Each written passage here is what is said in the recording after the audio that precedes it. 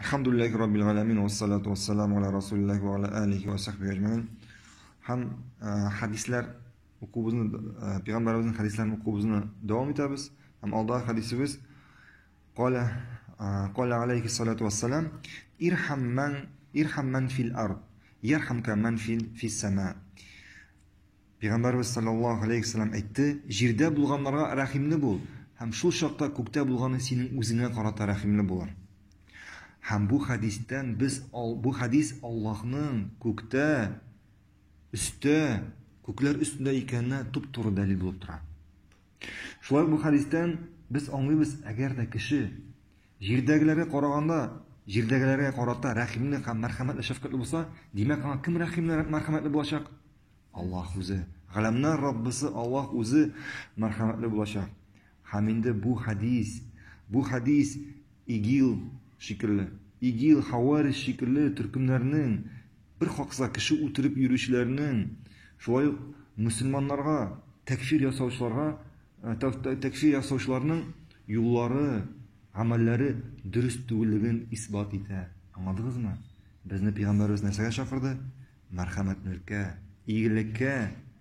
Hamda kishi Allohning, alamlar Robbisining o'zina marhamatli etasi kelsa, ular sizlarga tegish, yerdagilarga marhamatli ham rahimli bo'lishga tegish.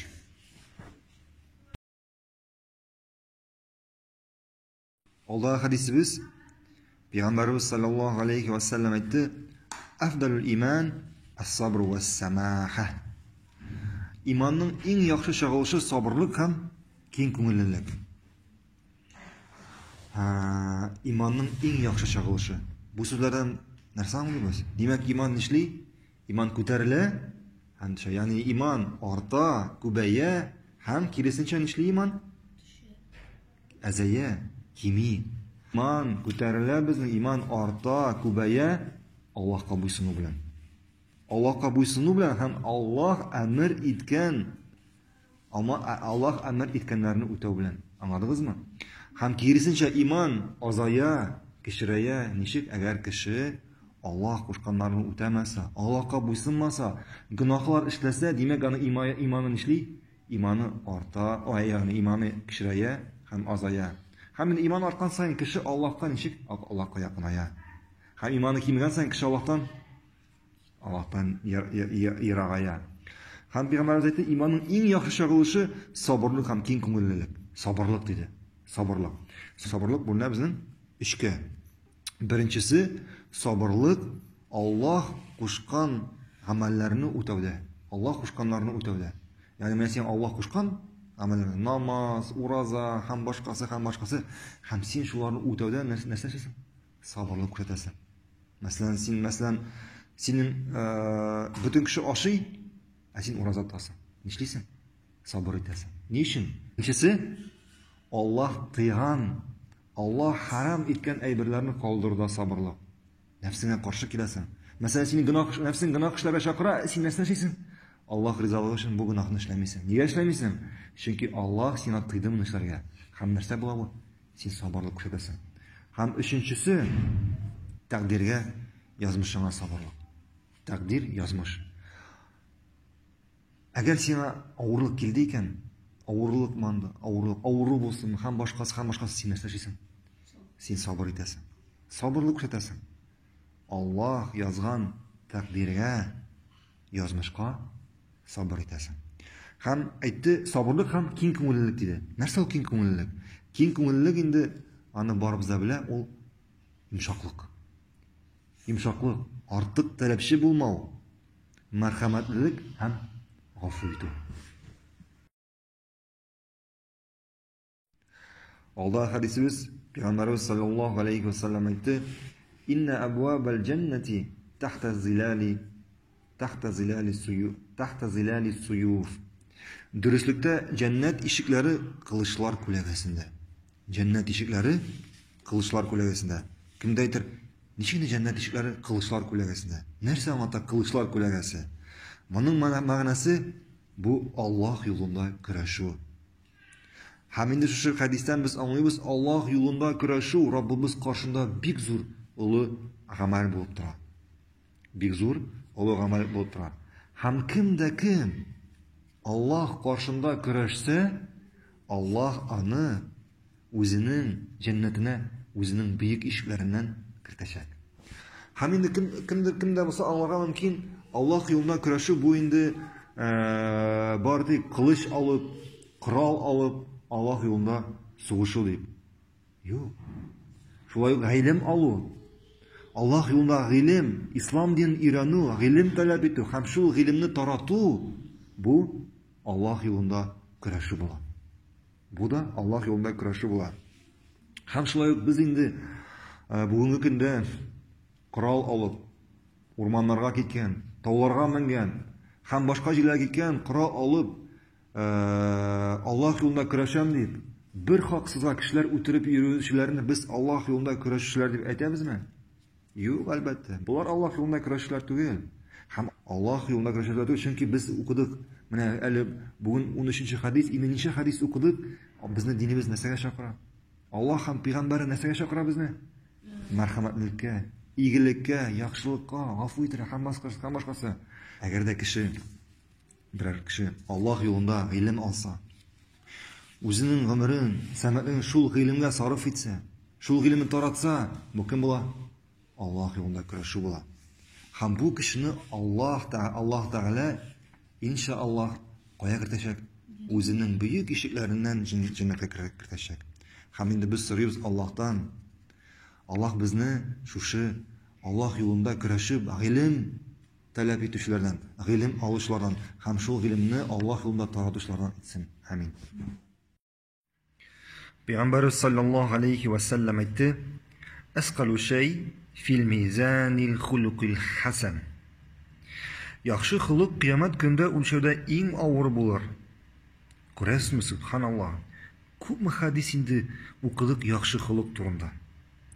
Һәм шуннан чыгып без әйтәбез, ислам дине, Аллаһ һәм аның илчесе безне нәрсәгә чакыра? Явызлыккамы, гаделсезлеккәме, зулымлыккамы? Юк, әлбәттә, бу ислам диненнән түгел. Ислам дине безне чакыра яхшы хулукка, игелеккә, мәрхәмәтлелеккә һәм гаделлеккә. Һәм бу хадистән без белдек нәрсә? Кыямәт көндә булачак үлчәү, мизан. Һәм шул мизанда үлчәүдә кешеләрнең гамәлләрен үлчәячәкләр. Шулай ук гамәл дәфтәрләрен, хәтта кешенең үзен дә үлчәячәкләр. Һәм әгәр дә кешенең үзен үлчәгәндә кешенең гамәлләре никадәр яхшы гамәлләре күбрәк булса, һәм бу кеше шуңа авыррак булыр. Һәм шулай бу хадистә нәрсә әйттек? Яхшы хулуклык үлчәүдә иң авыры булыр. Шуңа күрә без тырышырга тиеш нәрсәгә? Яхшы хулуклы булырга. Яхшы гамәлләр кылырга. Һәм начар, чирак гамәлләрдән сакланырга, яракта булырга, чөнки кыямәт көне килеп җитәчәк. Һәм безне мизанда үлчәячәкләр. Алхамдулиллаһи раббил аламин ва салату ва саламу аля расулиллаһи ва аля алихи ва сахбихи аҗмаин. Һәм инде пәйгамбәребезнең хадисләрен укуны дәвам итәбез. Алдагы хадисебез Пәйгамбәребез саллаллаһу алейхи ва саллям әйтте: "Ахаббул аъмали илаллаһи адвамуха ва ин қал." Әсән, барыннан да күбрәк Аллаһ иң зур даимилек белән башкарган эшләрне ярата. Хәтта алар бик аз булсалар да. Һәм инде бу хадистән күрәбез, димәк, гамәлләрнең бар Аллаһ каршында сөеклесе, яраткан гамәлләр. Аллаһ яраткан гамәлләр бар, һәм нинди гамәлләр бар? Барыннан да күбрәк яраткан гамәлләр бар. Димәк, гамәлләрнең бар дәрәҗәсе Аллаһ каршында. Шулай күрәбез нәрсә? Бу хадис дәлил булып тора Аллаһның сифатына. Нинди сифаты? Ярату, сөю. Димәк, Аллаһ ярата, сөя. Һәм даимилек. Нәрсә соң ул даимилек? Даимилек димәк үзгәрмәүчелек. Кайчан кеше нинди дә булса гамәлне даиман эшләй. Үзгәртми, бер туктаусыз эшләй. Мәсәлән, кемдә булса турып, төнге намазны бер төнне турып 11 рәкъәт укырга мөмкин. Һәм шуннан соң бер атна йоклый. Бер аз тагын тора укый, 9 рәкать, аннан соң 2 атна йоклый. Кем икенче кеше нишли? Һәр төнне торып 2 рәкать намаз укый. 2 рәкать кына укый. Ләкин һәр төнне тора. Кайсы әйбәтрәк? Беренчесеме, икенчесеме? Икенчесе. Нигә икенчесе? Чөнки Пәйгамбәр саллаллаһу алейһи ва сәллям әйтте, барыннан да күбрәк Аллаһ иң зур даимик белән башкарган эшләрне ярата, хәтта алар бик аз булсалар да иде. Һәм шулай икенче мисал, мәсәлән, кемнең бер көнне бер кеше илһамы килеп алып, Коръәнне 1 сәгать утырып 20 бит укый. Ара. Шуннан соң Коръәнне куя, һәм 2 атна бу Коръәнгә килми. Тузан куны бетә. Кем икенче кеше нишли? Көн сайын кайта, 15 минут кына 3 бит, 4 бит укый, ләкин нишли? Даиман. Үзгәрми аның амалы. Көн сайын укырга тырыша, аңладыңызмы? Һәм бу даимилек бар. Шуңа күрә Аллаһ каршында иң яраткан амаллар нәрсә? Гел эшләнгән, даимилек белән эшләнгән. Амаллар аз булсалар да.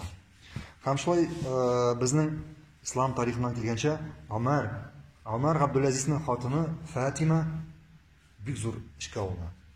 Бик зур эшләмәкче була. Нинди шул хаҗиларны, умра кылучыларны су белән тәэмин итү. Зәмзәм су белән тәэмин итү, ичертү. Кем булды хаҗда ул белә. Сауд Арабистанда һава ничек? Иссе, кояш.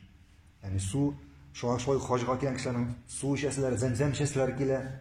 Хәзер алхамдулилlah, ул мәшәкать юк. Син суны күпме эчәсең килсә, шуны калып эчәсең. Шәһәр эчендәме син, шәһәр тышындамы син, бөтен җирдә су бар.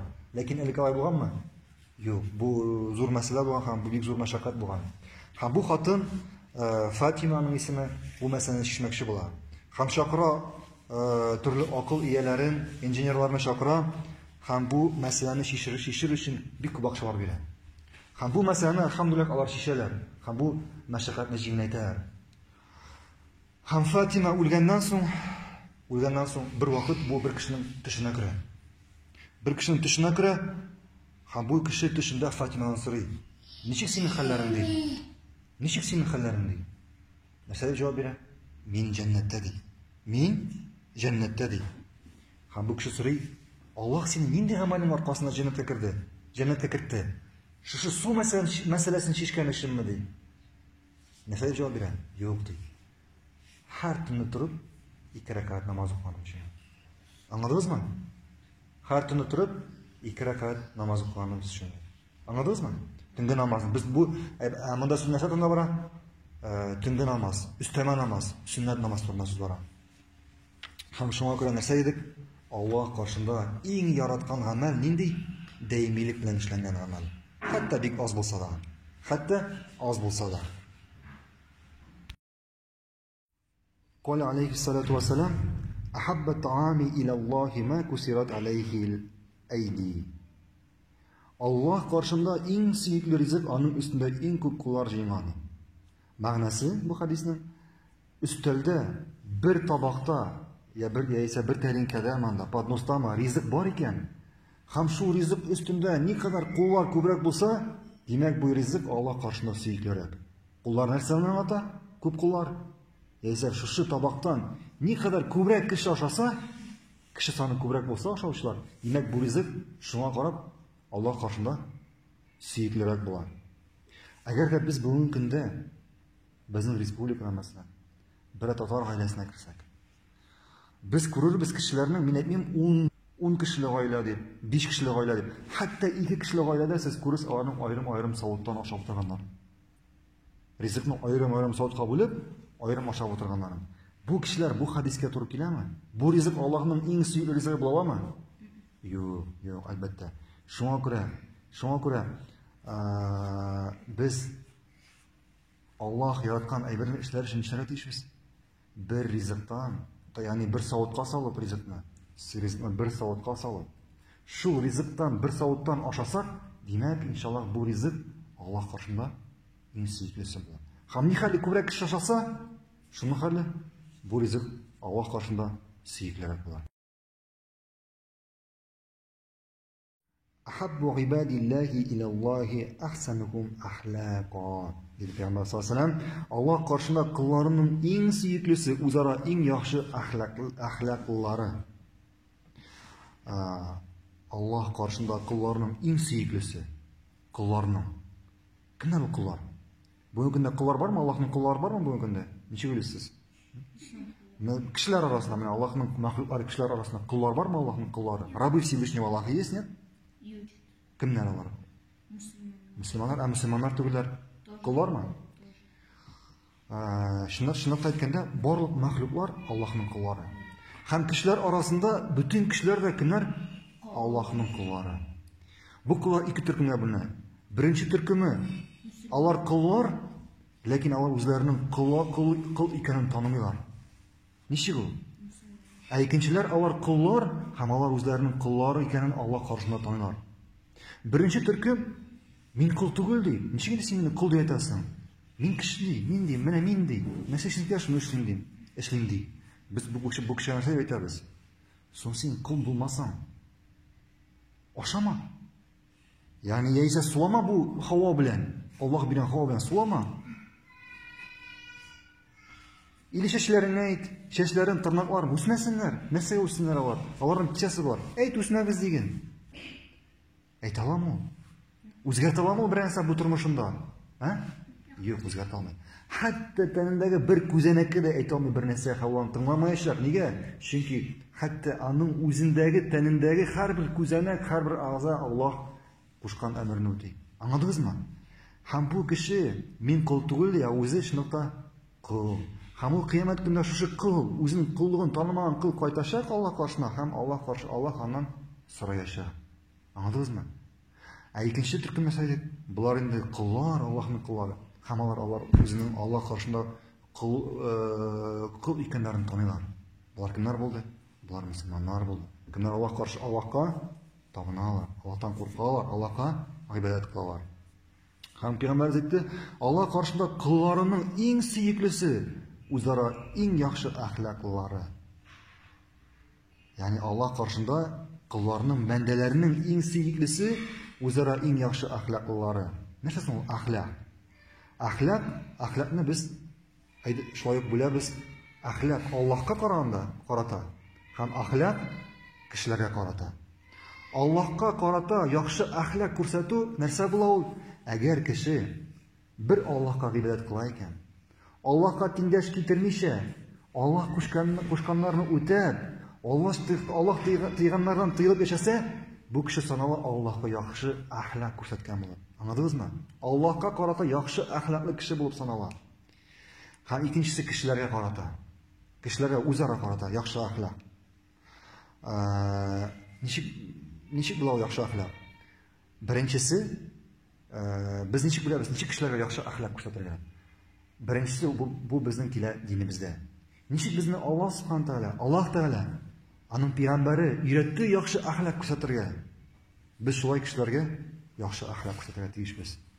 Икенчесе, мәсәлән, син бер кешегә бер сүз әйттең икән, яисә бернәрсә эшләсәң, менә сиңа шулай эшләсәләр, сиңа ошар идеме?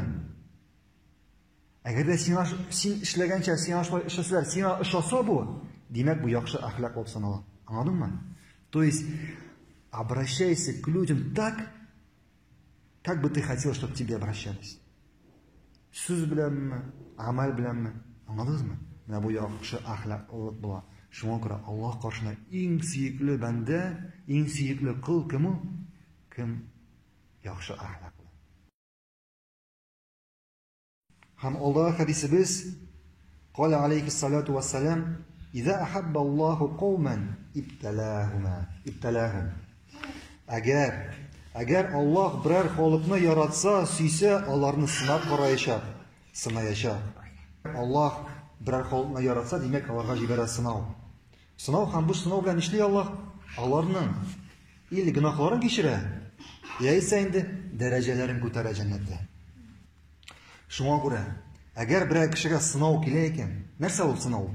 Авырумы, берәр инде кайгымы, бәләме? Шулай ук сынау кайгы гына булырга мөмкинме? Юк. Сынау шулай ук булырга мөмкин байлык, рәхәтлек һәм башкасы, дәрәҗә. Әгәр берәр кешегә сынау килә икән, авырлык килә икән берәр инде, уйлама сине Аллаһ Тәгалә яратмый дип. Уйлама сине Аллаһ Тәгалә яратмый дип. Бәлки сине Аллаһ киресенчә ничедер Бәлки сине Аллах киресенчә яратадыр. Бәлки Аллах синең шушы сынау белән гөнаһларыңны кичерергә телидер. Син бит белмисең. Бәлки син Аллах каршына кайтырсың, синең эшләгән гамәлләрең җитмәс. Уйчыга куйгачтыр. Һәм Аллах синең шушы сынаулар белән гамәлләреңне арттырыр. Гөнаһларыңны кичерер. Аңладыгызмы? Шулай ук бәлки синең Аллах та дәрәҗәңне күтәрер җәннәттә шушы сынаулар белән. Һәм кайбер кешеләр әйтәләр, нәрсәләр? Ничә инде ул алай ди? Менә кара инде син аңа ди. Аллаһка гыйбадәт кылмый. Аллаһны инкар итә. Гөнаһлар эшли, зулымлык кыла, кешеләрне рәнҗетә. Менә кара инде син аңа бөтен нәрсәсе бар. Байлыгы да бар, авырмый да, балалар да авыртмый. Кая барса да эшләре уңа. Шулай әйтәләрме? Әйтәләр. Һәм без нәрсә дибез бу кешегә? Ашыкма. Бәлки бу аңа килгән рәхәтлек, бу аңа килгән байлык Аллаһның нимәте түгелдер. Ә нәрсә? Аллаһның аңа карата нәрсәсе? Азабы. Каян чыгып әйтәбез бу сүзне? Чөнки Аллаһ Тәгалә Әл-Ан'ам сүрәсендә 165-нче аятта әйтте, нәрсә диде? Кайчан алар оныттылар без искә төшергән искәртмәләрне. Ягъни борылдылар, калдырдылар. Ягъни Аллаһ кушкан гыйбадәтләрне, Аллаһ тыйган әйберләрне кайчан алар оныттылар. Нәрсә диде Аллаһ Тәгалә? Без аларга шатлану, куану бирдек ди. Без аларга шатлану, куану бирдек ди. Һәм ишекләрне төрле яклардан ачтык ди. Кая барсалар да аларга нәрсә? Аларның ишекләре ачык. Бу эшләшүләр эшләре килеп чыга. Бу гамәлне кылалар, бу гамәлләр килеп чыга. Байылар, авырмыйлар, сәламәтләре бар. Нәрсә өчен? Һәм без аларга ишекләрне, нигъмәт ишекләрен төрле яктан ачтык ди. Аларга шатлану, куану бирдек ди. Һәм нәрсә өчен? Көтмәгәндә тотып алар өчен. Һәм көтмәгәндә тотып алдык, без аларны үзебезнең газабыга һәм алар төшенкелеккә, өметсезлеккә бирделәр шундайлар. Йөрде ул, аның бетмәсенә килеп чыга. Һәм Аллаһ Тәгалә нәрсә? Көтмәгәндә тотып алды. Көтмәгәндә тотып алды һәм үзенең газабына кайтарды. Аңладыгызмы? Шуңа күрә, әгәр дә берәр кешегә кайгы килә икән, ул кайгырга тиеш түгел. Шулай ук әгәр дә берәр кешегә ниғмәт һәм байлык килә икән, әйтергә ярамый бу Аллаһның газабы ди. Бәлки бу Аллаһның ниғмәтедер. Шуңа күрә кеше ничек белә алар? Кеше карарга тиеш. Әгәр дә әйтә сиңа берәр ниғмәт килде икән, берәр байлык килде икән, кара син үзеңнең гамәлеңә. Әгәр дә сиңа бу ниғмәт килгәннән соң, синең гамәлләрең кимемәсә Аллаһка карата, син Аллаһтан ерагаймасаң, гөнаһлар эшли башламасаң, димәк бу сиңа Аллаһның ниғмәте иншаллах. Ә инде Аллаһның берәр ниғмәте байлык килеп, иртәгә син Аллаһтан ерагайсаң, гөнаһлар кыла башласаң, яисә берәр гыйбадәтне калдырсаң, димәк сиңа нәрсә? Сиңа уйланырга кирәк. Һәм бу синең өчен куркыныч. Шулай ук хадистан белгәнебезчә, нәрсә әйтте Пәйгамбәр саллаллаһу алейхи ва саллям? Мөселманнарның хәле гаҗәеп диде. Әгәр аларга берәр шатлык килде икән, алар нәрсә дип әйтәләр? Әлхәмдүлиллаһ. Әлхәмдүлиллаһ, Аллаһ безгә үзенең ниғмәтен бирде. Аллаһ безне ниғмәтләндерде диләр. Әлхәмдүлиллаһ, Аллаһка шөкр итәләр. Һәм аларга Аллаһ тагын да арттырып бирә. Һәм шулай бу мөселманнарга берәр газап, берәр сынау килде икән Аллаһка, нәрсә әйтәләр алар? Шулай ук әлхәмдүлиллаһ диләр. Әлхәмдүлиллаһ, Аллаһ безне сынады. Аллаһ безне сынады һәм Аллаһ безнең нәрсә?